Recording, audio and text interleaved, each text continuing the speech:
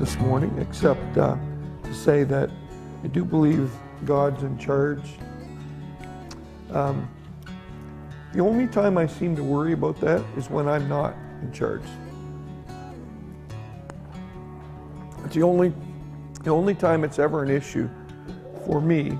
The only time I ever give it any conscious thought is when I'm not in charge.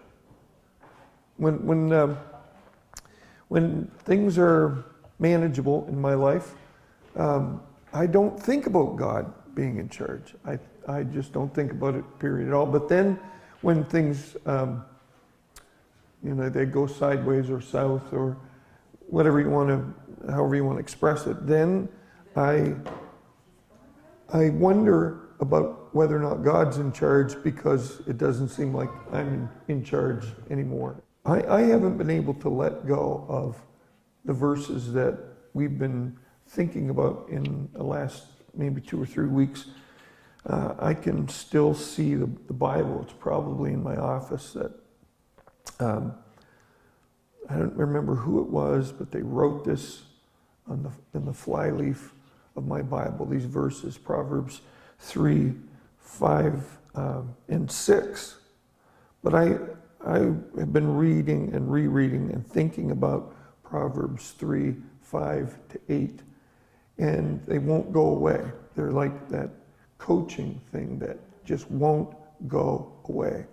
So I want to read them again this morning and talk about one of those verses in particular, but Proverbs 3, 5 to 8 says, "Trust in the Lord with all your heart, and lean not on your own understanding." I've done that before. Consciously and unconsciously. Lean not on your own understanding. In all your ways acknowledge him, and he will make your paths straight. Verse 7, do not be wise in your own eyes. Fear the Lord. Shun evil. This will bring health to your body and nourishment to your bones. That verse, in all your ways acknowledge him and he shall direct your paths. That's what I want to try to talk about a little bit this morning. All your ways acknowledge him. He will direct your paths. I have, and John touched on it this morning, I have struggled to find direction in the last couple of years in particular. And I, like every other human being on the planet, have had highly emotionally charged opinions on this, that, and whatever. Sometimes I've done well and have managed to keep my mouth shut. Other times I haven't done quite so well. And through that whole experience, God has been faithful to bring me back to some kind of centered position where I realize that my opinion changes nothing. My opinion changes nothing. Generally, all that it does is complicate things. Generally, all that it does is offer up some kind of thing that, if anything, tends to fracture something that God considers to be more important than sermons, more important than singing in church, more important than programs, more important than anything else. And that's really what I want to talk to you about this morning. I want to talk to you about the primacy of relationships. There's nothing that God can use in our lives like relationships. And there is no altar upon which relationships ought to be sacrificed. And if somebody tells you that you ought to sacrifice a relationship upon the altar. Whatever altar that may be, however high and lofty it may sound, whatever mandate it may stir within you, I will just tell you that God will never ask you to sacrifice relationships. It is what this it's what the Christian life is about. Relationships. The two greatest relationships that there are. And you know what they are. What are the two greatest relationships? Your relationship with God is the most important relationship in the world. The second most important relationship is the practical application of the first. Thou shalt love your neighbor as yourself. That is one of the greatest ways to love God, is to love God's kids. And you've had that happen to you before. You've had other people love on your kids. And does that not feel good? When other people love your kids, doesn't that feel good? I'd rather have people love my kids than love me. Because it's a funny thing about that. When you love people's kids, you love them. And I think God sees it that way too. Never mind the songs, never mind the sermons. Just love God's kids if you want to love God. Those are the two greatest relationships in the world. The primacy of those relationships cannot be overstated. It starts with a relationship with God. I had these two quotes that these are other additions to that coaching collection that I talked about earlier, but they're things that have never left me. One is this. It was by a guy named Francois Fenelon. He said, "We are not human beings having a spiritual experience. We are spiritual beings having a human experience." Life goes pretty quick, doesn't it? Even if you live to be 100, or 90, Gene. I don't want to put her on the spot, but I was talking to Heidi before the service this morning, and we were just talking about, how when I get up and get out of bed in the morning and start going, I don't just jump and hit the floor and start running. I got to limber up a little bit. I got to ease into the day, right? So you're laughing. You must be the same way, Vince. I need to know that if there are people like that out there, because it makes me feel better about my own aches and pains. But anyway, the time has gone so quickly, and a person would have to wonder, what's this life all about? What is this life all about if it goes so quickly? I don't have the answers to that, but I like Francois Fenelon's statement. We're not human beings having a spiritual experience. We're spiritual beings having a human experience. And that means to me, thank God, that there's a lot more to life than what is we know of it as the physical life alone. And I like this quote as well by Augustine. It really makes sense to me when you say, well, what is this all about? What is this life all about? What's the important kind of stuff that John was talking about earlier? He says, you have made us for yourself, and our heart is restless until it rests in you. You have made us for yourself, and our heart is restless till it rests in you. I think that finding a relationship with God is the most important thing in the world when it comes to making sense of life. And again, we talked over the last few weeks, it's not about the head, it's about the heart. There's something in my heart that has always responded to God's prodding.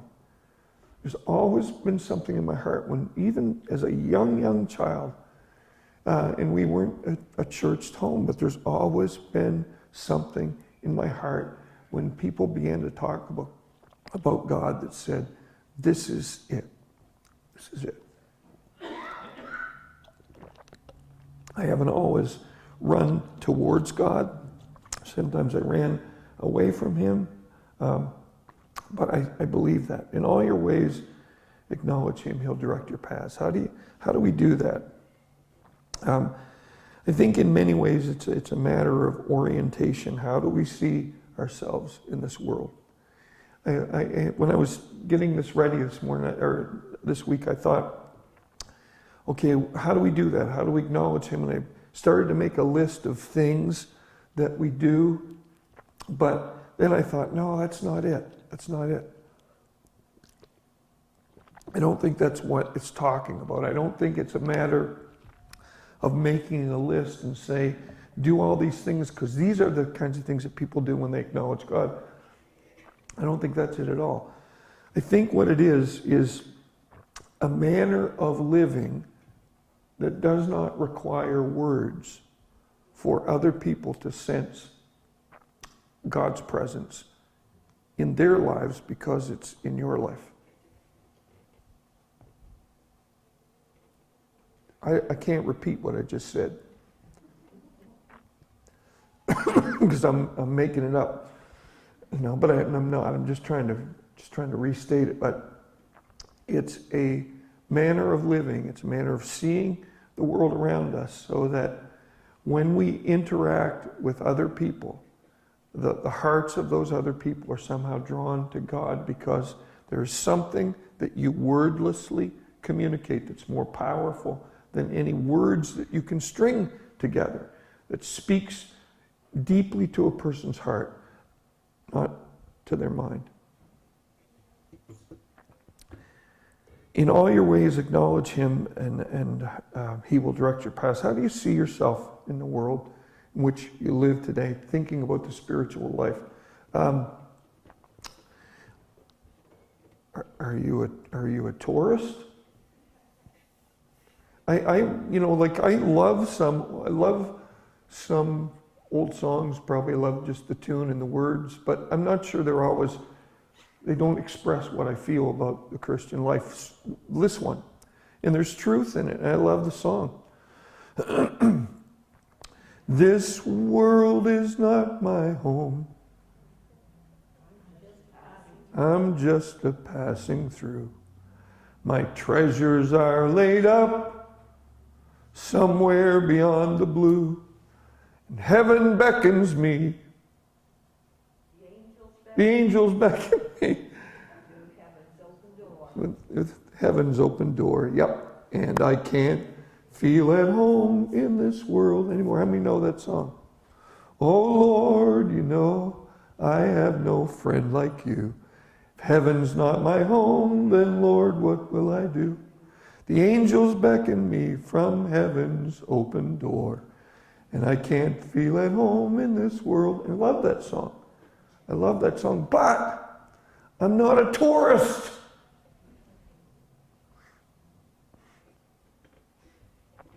I'm not a tourist. You've all been tourists before in different places, I'm not a tourist. That's not how I see myself in this world. I'm not just passing through. I'm not. There's a reason that I'm here. There's something that God has for me to do. There are people to love.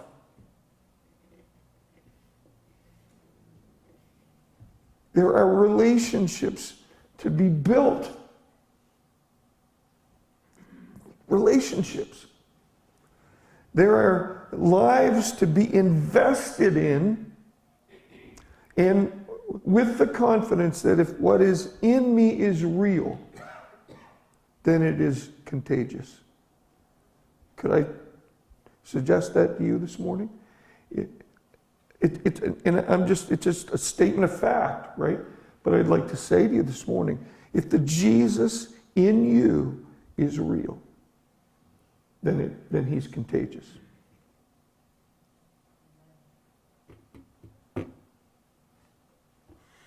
I have to read you some from a book that is one of those books that I just, God has used in my own life. And so it's a little bit longer of a read, but I'll try to read it as best I can. But it talks about the importance of relationships, the importance that we're not tourists, brothers and sisters. We're here to live out the first and second greatest commandments. Listen to what this says. It's by a guy named Larry Crabb, and the book is called Connecting. It says, God no longer stands in front of us, drill sergeant style, barking orders.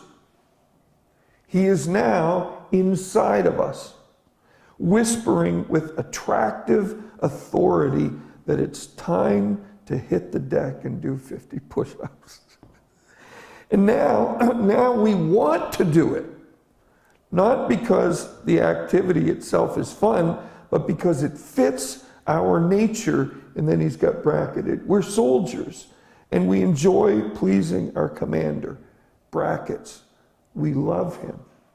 Neither does God tinker with our old nature, that tangled system of God-doubting, self-protective, pain-denying passions within us that the Bible calls our flesh, rather than entering the dark places of our souls with a flashlight and a scalpel, intent on repairing what's wrong.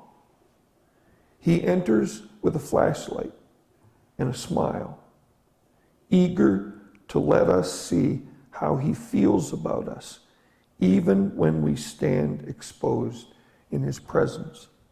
God's method is neither to merely issue commands from the general's tent, do what's right, nor to improve the functioning of diseased organs, fix what's wrong.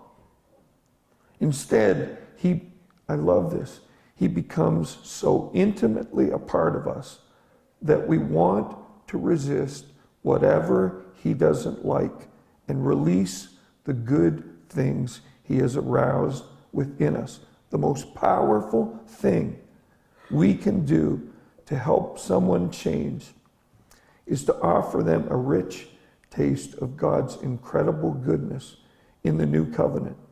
He looks at us with eyes of delight. Did you hear that? I never did hear that as a younger Christian. I wanted to just bow my head in shame because I was convinced that there was nothing about me that God liked. Anybody ever feel like that?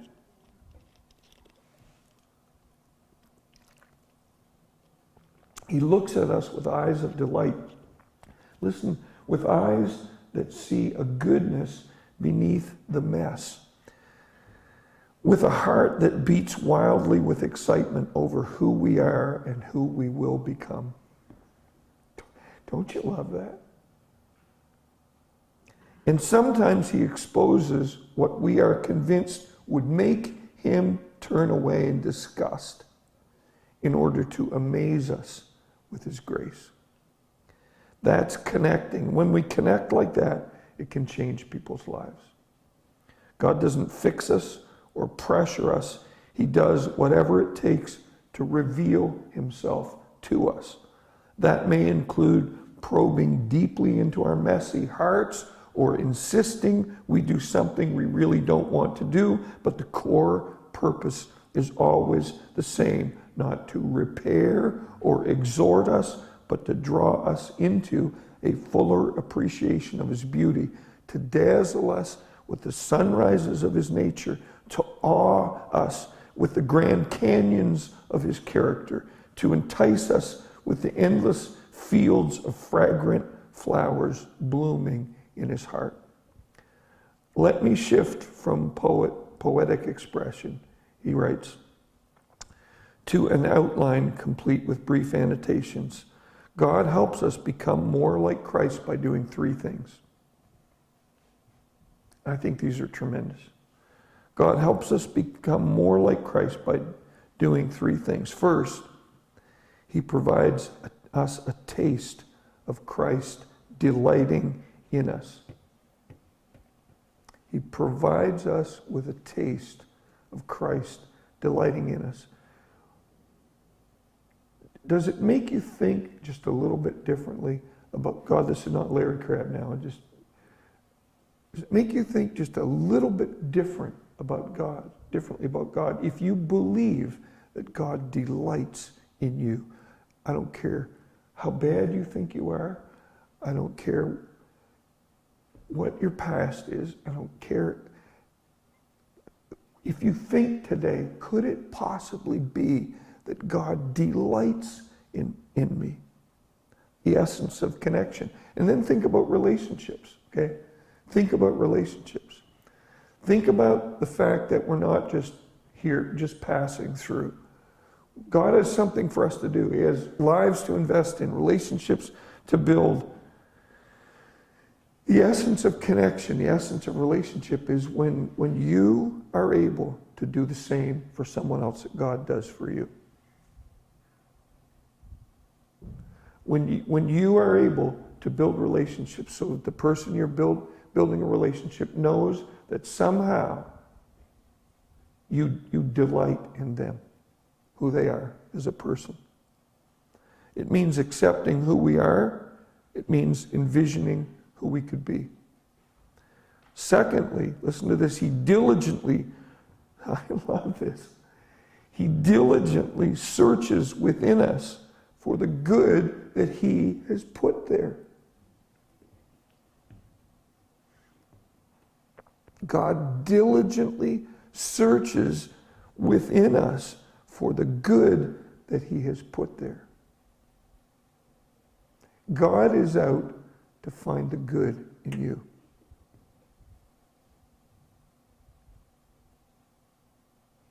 And show it to you. That's what Larry Crabb calls an affirming exposure. How does that work out? How does that flesh itself out? How do you do that for someone else? At least in a couple ways. One is,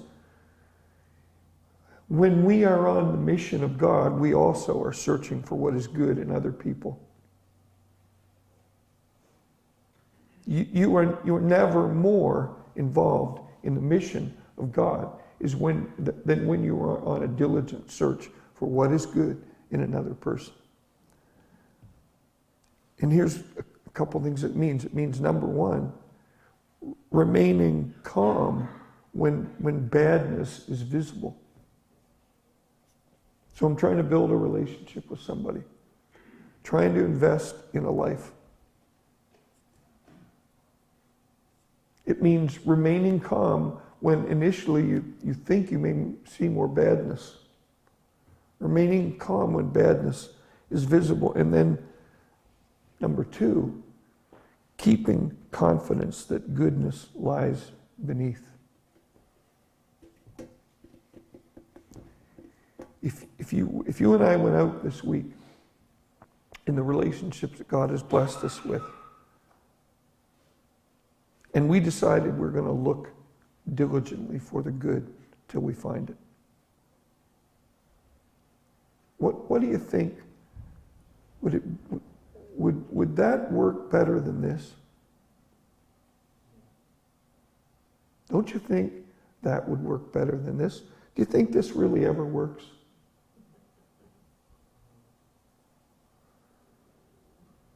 That's why, even in the process of preaching, I just feel like it's an absolute waste of time when preachers get up front and do this. I don't think you need help feeling bad about yourself. If there's anybody who feels like you need help feeling bad, about yourself? I know a few people can help you. I'm not one of them. Remember, there was a lady in the church in Fredericton, and back in my other life, and she said to me one day after church, she said, "We need more hellfire and brimstone preaching." And she was a wonderful lady, and I tried to remain calm. and I said, "Really?" She said, "Yeah, we need more of that hellfire and brimstone preaching." And I said, "Well, look, don't you think we've had our fill of that in the past? And how's that worked out for us? How's that hellfire and brimstone preaching you think we missed so much? How's that worked out for us so far? You know, maybe that's the reason that a lot of people just aren't in church today, because they already feel bad enough about themselves." I said to her this, I said, "You know, I have to be honest with you. If you're looking for hellfire and brimstone preaching, you're not going to hear it from me, because that's not the gospel. This is the gospel."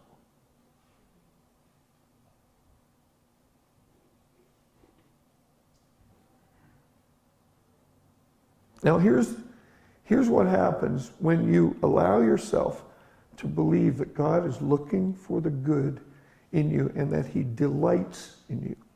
Here's what happens. When you begin to taste and see just how much love God has for you and how much goodness there is that He wants to lavish on you, and how His forgiveness is unlimited and His grace knows no measure, after a while you begin to realize, "Lord, you must see something in me that I don't see, because I'm not seeing all that goodness. I'm seeing all my flaws.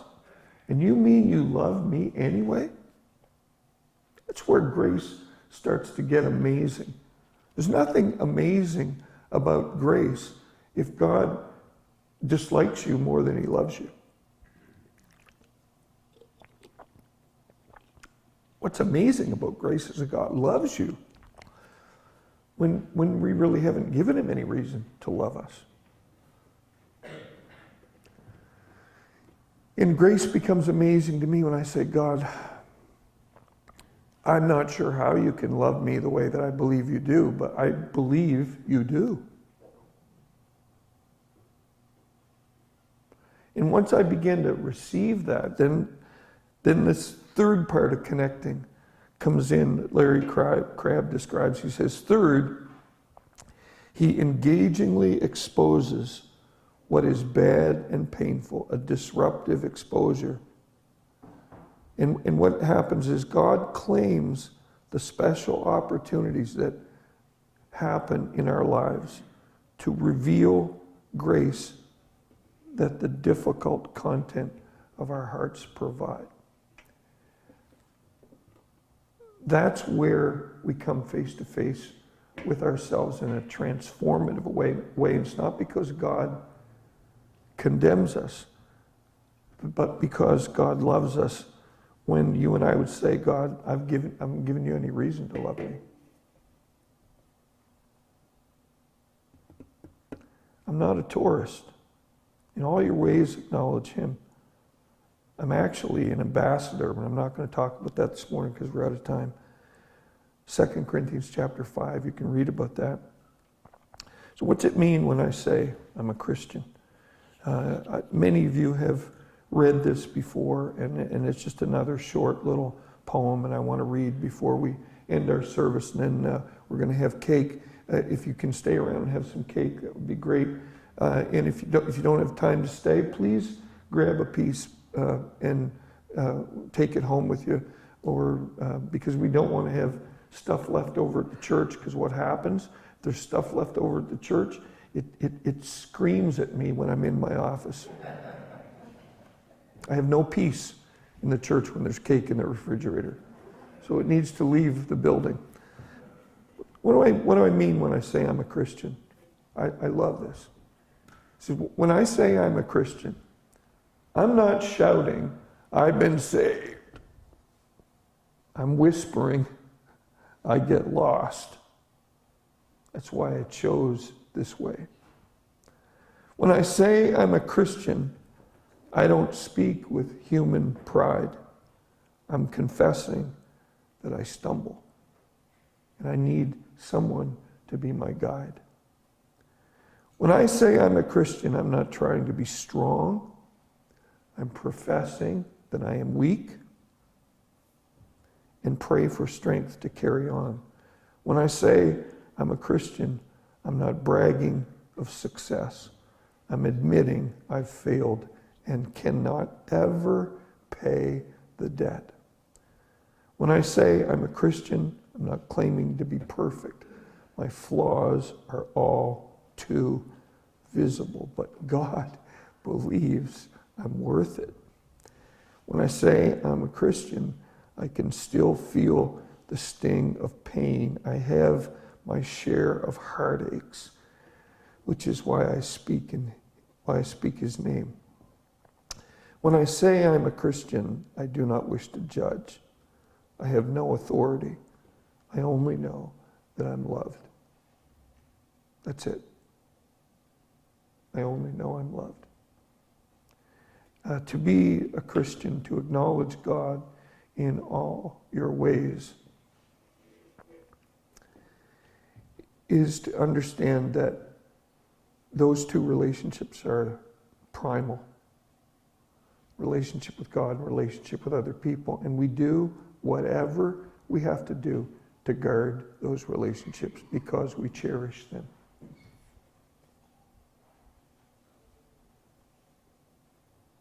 It means we allow for people to see the world differently than we see the world. But that's really not important compared to the relationship. We understand that none of us see the world the same way, and that's not important. There's really nothing that's more important than that relationship with Jesus and the relationship he wants us to have with one another. And I think that if we acknowledge God in that way, he'll guide every step we take. Every step. To acknowledge God, to love God by loving him, loving his kids.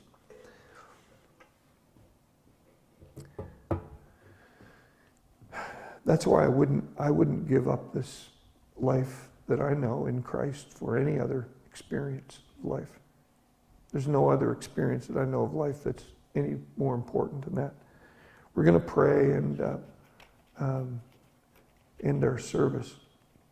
I'm not going to pray that God will bless the cake, because somebody told me one time you never have to pray over anything you don't need. So, but we do need to celebrate a birthday today, don't we? Yeah. Let's pray.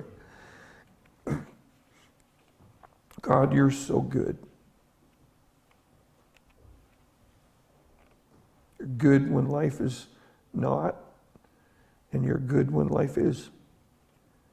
And Lord, the strength that we find in walking this out with other people, other imperfect people, other people see the world differently, but people that we love, people that we believe that you've put into our pathway for a specific reason. They play a part in our lives, Lord. They help us. And that's you.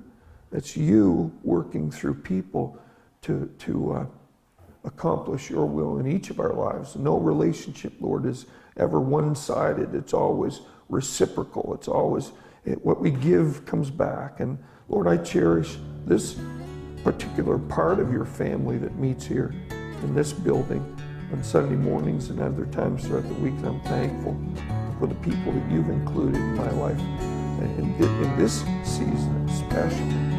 Now I pray you'd bless us as we leave and forgive us for the